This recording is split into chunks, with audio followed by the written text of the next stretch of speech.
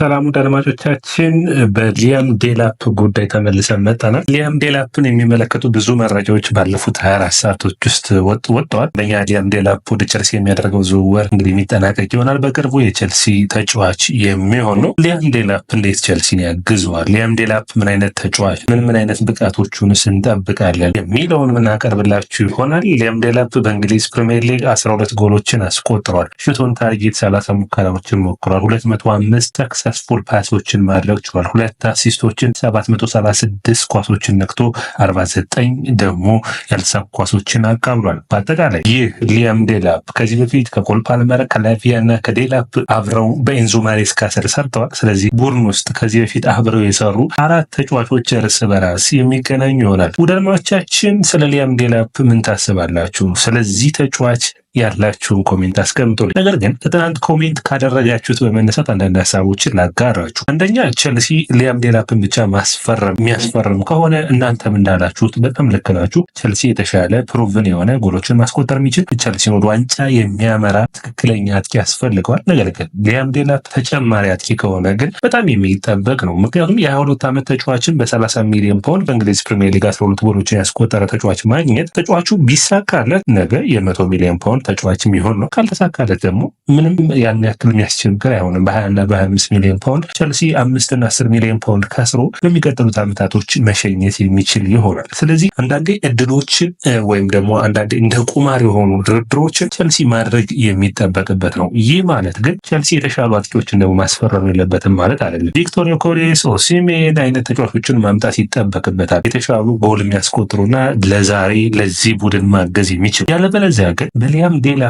ቸልሲ የሚቀጥለው ዓመት ውድድር ዓመቱን ቢመራ ለሊያም ዴላፕ ራሱ አይጠቅሙም ባይ ነኝ። ምክንያቱም ካላችሁ ሊያም ዴላፕ ሊያጋጥሙ የሚችለው አይነት እንደ ራስመስ ሆይሉንድ አይነት ፐርፎርማንስ ሊያጋጥሙ ይችላል ብዬ አስባለሁ። ያ ማለት ነው ወይም ደግሞ በሌላ አባባል እንደ ሌላኛው የቸልሲ ተጫዋች እንደሆኑ እንደ ኒኮላስ ጃክሰን አይነት ችግሮች ያጋጥሙታል። ምን ማለት ነው? ኒኮላስ ጃክሰን በመጣበት ዓመት ጥሩ ነበር። በዚህ ዓመት ይሻሻላል ብለን ስናስብ ወደኋላ ትንሽ ተመልሷል። ዴላፕም አንድ ውድድር ዓመት ነው በፕሪሚየር ሊጉ ምርጡ ነው ያየው። የሚቀጥለው ውድድር ዓመት የመቀነስ እድል ሊኖረው ይችላል። በአጠቃላይ ተጫዋቹን እየተቀየረ እየገባ ቡድኑን የሚያግዝ የቸልሲን ስኳድ ያሰፋ ተጫዋች ከሆነ ግን በውድድር ዓመቱ 20 እና 30 ጨዋታዎችን የሚያገኝ ከሆነ በዛም ምርጥ ብቃቱን የሚያሳይ ከሆነ ነው ወደ ቋሚ 11 ትግሎችን የሚያደርግ ከሆነ ከዚህ በፊት ቸልሲ የነ ድሮግባ የነ ካሎ እና ኔሊካን ብዙ አጥቂዎችን ይዞ የሚጫወት ቡድን ነበር። ያ በጣም መሻሻል ለቸልሲ የሚያመጣ ነው። በተለይ በሚቀጥለው ውድድር ዓመት ቸልሲ በክለቦች የዓለም ዋንጫ ይሳተፋል። ያ ማለት በጣም መፈራት የሚጠበቅበት ነው። እንዴት ካላችሁ በክለቦች ዓለም ዋንጫ የሚጫወት ከሆነ የተጫዋቾች ጉዳት ያስቸግረዋል። በሚቀጥለው ውድድር ዓመት ተጨማሪ ጨዋታዎች ስለሚኖሩ ማለት ነው። ስለዚህ ቸልሲ በሚቀጥለው ዓመት 7 ጨዋታዎች በላይ ይጫወታል። ስለዚህ ስኳዱን ማስፋት ከዚህ ውድድር ዓመት የተሻለ መሆኑን ማሳየት የሚጠበቅበት ይሆናል። ውደድማቻችን ማርክ ጉይ ደግሞ ወደ ኢፕስዊች ታውን በውሰት የሚሄድበት አማራጭ አለ። ይህ ለቸልሲ ጥሩ ዕድል የሚያመጣ ነው። ቸልሲ ኒኮላስ ጃክሰን፣ ዴላፕን እና አንድ ደግሞ ኮከብ አጥቂ የሚያመጣ ከሆነ በተለይ ከኒኮላስ ጃክሰን እና ከዴላፕ የተለየ አጥቂን የሚያመጣ ከሆነ ውጤታማነቱ የሚያረጋግጥ የሆነ ይመስለኛል። በኔ እይታ ስኳዱን ማስፋት ስለሚጠበቅበት ውደድማቻችን የእናንተ አስተያየት ጠብቃለሁ። ላይክ፣ ሼር፣ ኮሜንት፣ ሰብስክራይብ ማድረጋችሁን ግን አትርሱ። እንግዲህ የመጀመሪያው መረጃችን የሚሆነው እንግዲህ ኢፕስዊች ታውንናችን ለቸልሲ መጫወት የተለያየ ነው። ስለዚህ ተጫዋች ጊዜ ያስፈልገዋል፣ መታገስ የሚያስፈልግ ነው የሚሆነው። ነገር ግን አንድ ቁጥር መረጃ ላጋራችሁ። ሊያም ዴላፕ በኢፕስዊች ታውን እንግዲህ በእንግሊዝ ፕሪሚየር ሊግ በዘንድሮ ውድድር ዓመት ለአንድ ቡድን አሁን ሊያም ዴላፕ 12 ጎሎችን አስቆጥሯል አይደለ?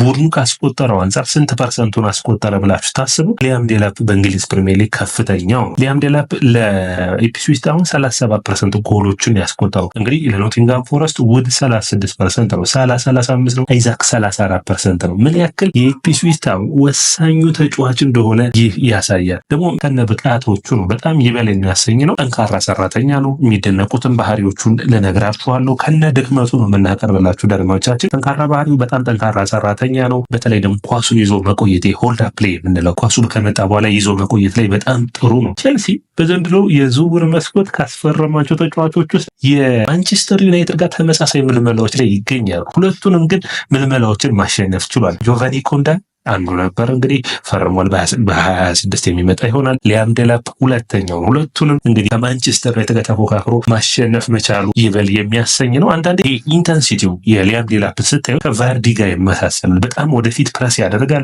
ኳሶችን ለመቀማት በሚገባ ይሞክራል። ነገር ግን እንግዲህ ሊያም ዴላፕ በቸልሲ ቤት የተሻለ ሊሆን የሚችለው በትራንዚሽን በኩል በጣም ጥሩ ክህሎት ያለው ተጫዋች ነው። ከተከላካይ ጀርባ ስፔስ ካገኘ መሮጥ ላይ በጣም ጥሩ ነው። ኳሱን ወደኋላ ከገፋ ስፔሶችን አግኝተው ለመሮጥ በጣም የተለየ ነው። በግራም በቀኝም በኩል መጫወት መቻሉ፣ በግራ እግሩም ቀኝ እግሩም ከሳጥን ውጭ ሹት ማድረግ መቻሉ ያ ከኒኮላስ ጃክሰን የተለየ ያደርገዋል። በሹት አኩሬሲ በኩልም በጣም የተሻለ ነው ከኒኮላስ ጃክሰን አንጻር። ይህ በጣም አስፈላጊ የሆነ ነው። ፖቸር የምትሉት አጥቂ ነው። አንዳንዴ በጣም የተለየ የሚያደርገው ይህ ነው። ጃክሰን እንግዲህ አይታችሁት ከሆነ ወደ ግራ መስመር የመጫወት የመሰለፍ እድል ስላለው ሊያም ዴላፕ ቸልሲ የሚያስፈርመው ከሆነ ሌላ የመስመር ተጫዋች ማስፈረሙ አይቀርም።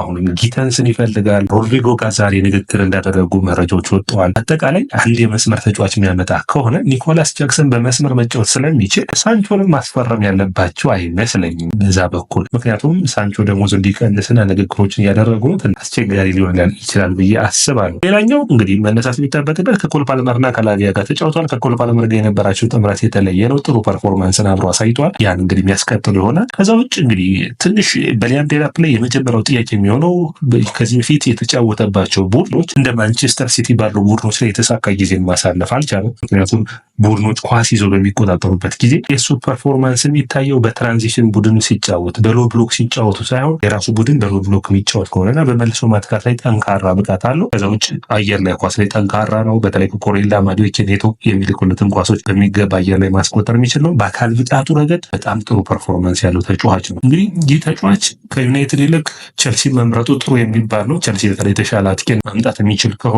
ከነዛ አጥቂዎች ጋር መፎካከር የሚችል ነው። በውድድር ዓመቱ ብዙ ጨዋታዎችን መጫወት የሚችልም ፐርፎርማንስ አለው። አሁን በቀጥታ ቁጥራዊ መረጃዎችና ሊያም ዴላፕን ናገን። እንግዲህ ሊያም ዴላፕ ነን ፔናልቲ ጎልስ የሚባሉት ምን አይነት ጎል ትሬት የምንለው ወይም ጎል ድሎችን በማየትና እንዲሁም ደግሞ አስፈሪ አጥቂ ነው ወይ ማለት እንችላለን። ወይም ደግሞ ጎል ድሎችን እንዴት ይጨርሳል ብለን ስናይ በዚህ በኩል ተከም ያለ ነው። አሁን ሊያም ዴላፕ ችግሮች የሚመጡት ከዚህ ጀምሮ ነው። ነን ፔናልቲ ጎሎችን ካያችሁ 0.36 ነው፣ 0.33 ነው። ሹት አኩሬሲ 50% ነው። ጥሩ የሚባል ነው። ሹት ኦን ታርጌት የሚጠበቅ አቅሙ ሹት ካደረገ ወደ ኳሱ አንዱ ኦን ታርጌት ነው። ይህ በጣም ጥሩ ነው። ከኒኮላስ ጃክሰን የተሻለ ያደርገዋል። ነገር ግን አንዳንዴ ሳጥን ውስጥ ፐርፎርማንሱን ካያችሁት እኔ ሃሪኬን ወይም አሊን ሺረርን በጣም ያስታውሳል። ወይም ጂሚ ቫርዲ አጨዋወት ስታይሉ ከሶስቱ ጋር የሚመሳሰል ነው። ሳጥን ውስጥ በፍጥነታቸው እነዚህ ሶስቱ ተጫዋቾች የሚመሰረቱ በምን ክህሎታቸው ነው ካላችሁኝ ፍጥነት፣ ከዛ ውጭ ድሪብል ሳይሆን ያላቸው ትልቁ ብቃታቸው ፍጥነታቸው መጠቀም፣ የአካል ብቃታቸው መጠቀም፣ ሹት ማድረግ ጠንካራ ናቸው። ስለዚህ ያ ውጤታማ ያደርገዋል። ነገር ግን በእነዚህ ተጫዋቾች ልክ ያደገ አይደለም። እነዚህ ተጫዋቾች በጣም ሳጥን ላይ ጨራሽ ነበሩ።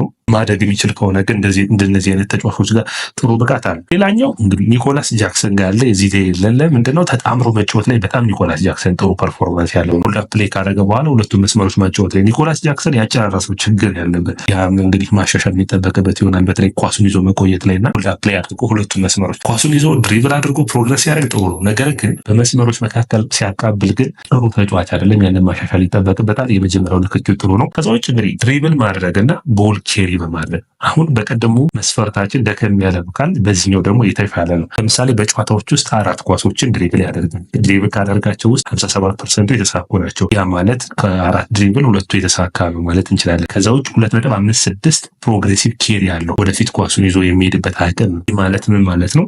በጨዋታዎች ውስጥ ኦልሞስት 3 ኳሶችን ወደፊት ይዞ ይሄዳል። በጣም የሚያስፈልገው ነገር ግን ይህ ኬሪ በምን የመጣ ነው ካላችሁ በመልሶ ማጥቃት ነው። ኳሱን ይዞ ከተከላካዮች ስፔሶች ከነፈጉት ይህንን ኬሪ ወይም ኳሱን ይዞ ወደፊት መሄዱን ማሳካት አይችልም። 56% ደግሞ ሰክሰስፉል ቴክ ሆነ ነው። ድሪብል የማድረግ አቅሙ ጥሩ ነው። ነገር ግን ተከላካዮቹን አንድ ለአንድ ለብቻው ነጥሎ ማግኘት አለበት። እንግዲህ ማሻሻል የሚጠበቅበት ነው። ጥንካሬው ፔስ ኤንድ ፓወር ላይ ነው። አሁን እዚህ ጋር አንድ ነጥብ ማንሳት ይጠበቅብናል። ቼልሲ ለምሳሌ ዮኬሬስን፣ ኦሲሜንን ወይም ደግሞ ሴስኮን ወይም ደግሞ ሁጎ ኤኪቲኬ ቢመጡልን በእድሜ በፐርፎርማንሳቸው ለይተን ማየት ይጠበቅብናል። ለምሳሌ ቪክቶር ዮኬሬስ እና ኦሲሜን በጣም ምርጥ ብቃታቸው ላይ ምርጥ እድሜያቸውን ያሉ አጥቂዎች ናቸው። ቼልሲ ማስፈረም ከሁለቱ ምረጥ ከተባለ ከዮኬሬስ ይልቅ ኦሲሜንን ቢመርጥ ይባላል። ምክንያቱም ዴላፕ እና ዮኬሬስ በጣም የሚያመሳስል ብቃት አላቸው። ኦሲሜን አየር ላይ ጎበዝ ነው፣ የተሻለ ፐርፎርማንስ አለ። ዮኬሬስ ግን ከዴላፕ ጋር በጣም ይመሳሰላሉ። የተሻለ ግን ጨራሽ ነው፣ የተሻለ ፐርፎርማንስ ያለው ተጫዋች ተጫዋች ሆኖ ይታያል። ስለዚህ ከሁለቱ አንዱን ቢባል ኦሲሜንን መምረጥ ያለበት ይመስለኛል። ያ ምንድነው ስኳድህን የተለያዩ አይነት ተጫዋቾችን ማጣመር መቻል ስላለበት። ከዛ ውጭ የእግር ኳስ ክህሎት እንደ አጥቂ ምን አይነት ክህሎት አለው ብለን ስናስብ ጥሩ የተሻለ ብቃት አለው። ነገር ግን አየር ላይ ኳስ ደካማ 4.32 ኳሶችን በጨዋታ ውስጥ ይነካል።